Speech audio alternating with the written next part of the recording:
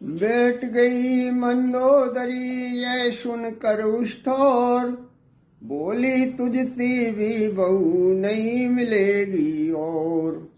मंदोदरी सुलोचना से कहती है कि तुम्हारे समान बहू भी और दूसरी नहीं मिलेगी।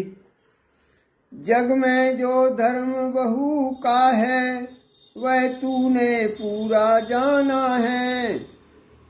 भले ही सास नहीं समझा माता ही मुझको माना है। इस संसार में जो भी बहू का धर्म है वो तुमने पूरा धर्म निभाया है। भले ही मुझे सास नहीं समझा लेकिन हमेशा मुझे माता के समान माना है। घर के झगड़ों से दूर रही, घर वालों को सम्मान दिया, गहने कपड़ों का मोह छोड़ गृहचर्या पर ही ध्यान दिया। हे पुत्र वधू, तू हमेशा घर के झगड़ों से दूर रही है और घर वालों को सम्मान दिया है। गहने और कपड़ों का मोह छोड़ करके हमेशा अपने गृह के कार्यों पर तूने ध्यान दिया है।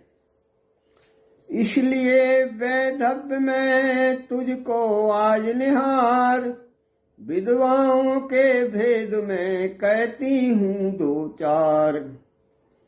इसलिए आज तुझको विधवा के रूप में देख करके मैं तुमसे विधवाओं के भेद बताती हूँ।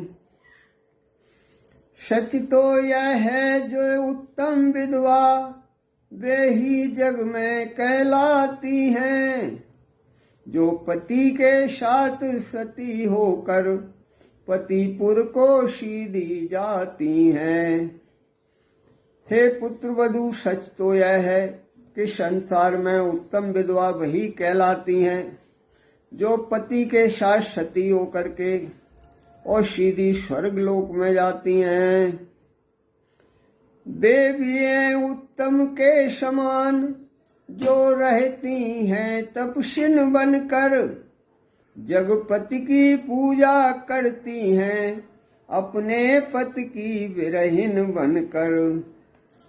दूसरी वे भी उत्तम विधवा के समान है जो अपना जीवन तपस्वी के रूप में व्यतीत करती हैं और ईश्वर की पूजा करके और पति की विरहन बनकर अपना जीवन बिताती हैं। अथवा निज बहनों का सुधार रखती हैं नित अपने चित में, सच्ची सन्यासिन बन बन कर लगती हैं देश जाति हित में। अथवा अपनी अन्य विधवा बहनों के सुधार के लिए सच्ची सन्यासिन बन करके देश और जाति के हित में कार्य करती हैं। तारायण चंद्रायण व्रत कर प्रतिदिन देह सुखाती हैं, उत्तम आदर्श कथाओं को सुनती और सुनाती हैं। तारायण चंद्रायण व्रत करके हमेशा अपने शरीर को सुखाती हैं और अच्छी आदर्श कथाएं सुनती हैं और दूसरों को सुनाती हैं। वे मध्यम हैं जिनका जग में भोगों से चित्त न भरता है, घर में मन मारे रहती हैं पर मन न किसी क्षण मरता है।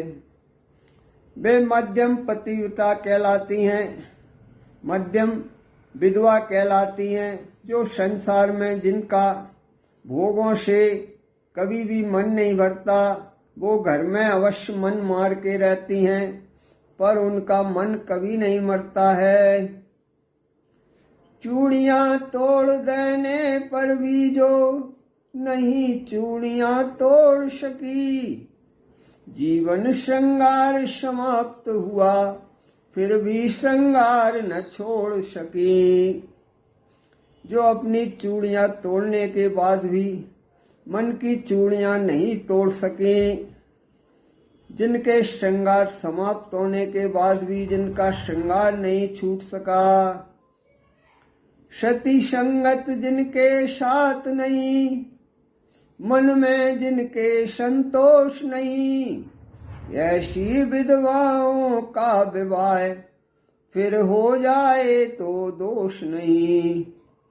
ना जिनके मन में सत्संगति रहती है और ना संतोष रहता है, अगर ऐसी विधवाओं का पुनर्विवाह हो जाता है तो इसमें कोई दोष नहीं है। चौथी विधवाएं नहीं दुनिया को दरकार, उनका रहना भूमि पर है अति भारी भार। चौथी प्रकार की जो विधवाएं होती हैं उनका दुनिया में कुछ भी क्या कहना है, उनका तो पृथ्वी पर रहना भार के समान है। वे विधवाएं हैं कभी नहीं, ऊंचे कुल की कुलटाएं हैं, वैश्याओं से भी गिरी हुई पर्दे वाली वैश्याएं हैं।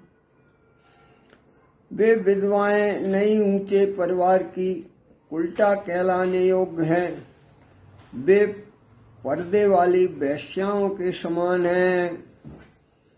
इन वैश्याओं की आत्माएं भीतर ही भीतर सड़ती हैं, सैकड़ों सहस्त्रों वर्षों तक रौरव नरकों में पड़ती हैं। इन वैश्याओं की आत्माएं अंदर ही अंदर सड़ती हैं और सैकड़ों वर्षों तक नरक भोगती हैं।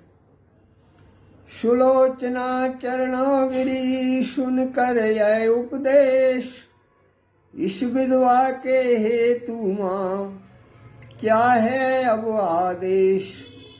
ये बातें सुनकर के सुलोचना मंदोदरी के चरणों में गिर जाती है और कहती है, हे माँ इस विधवा के लिए अब क्या आदेश है।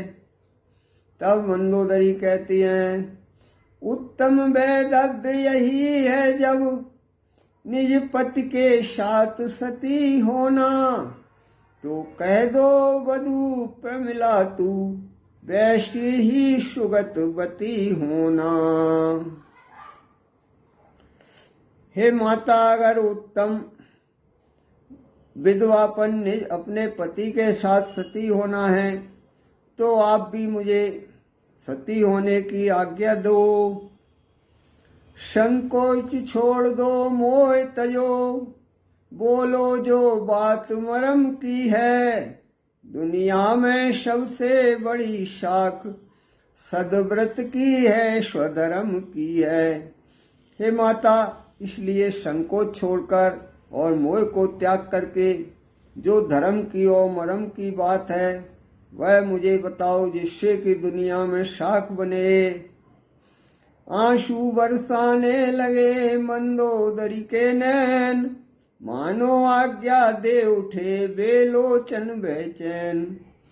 सुलोचना की बात सुनकर के मंदोदरी की आंखों से आंसू बरसने लगते हैं और ऐसा लग रहा है मानो कि मन ही मन आज्ञा दे रहे हैं।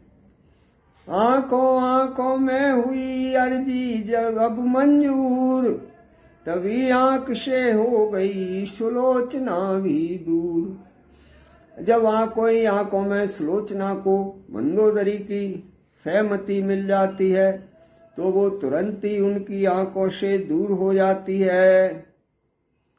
पति चरणों का ध्यान धर मंगा कर सुखपाल, रामादल की ओर को चली सती तत्काल।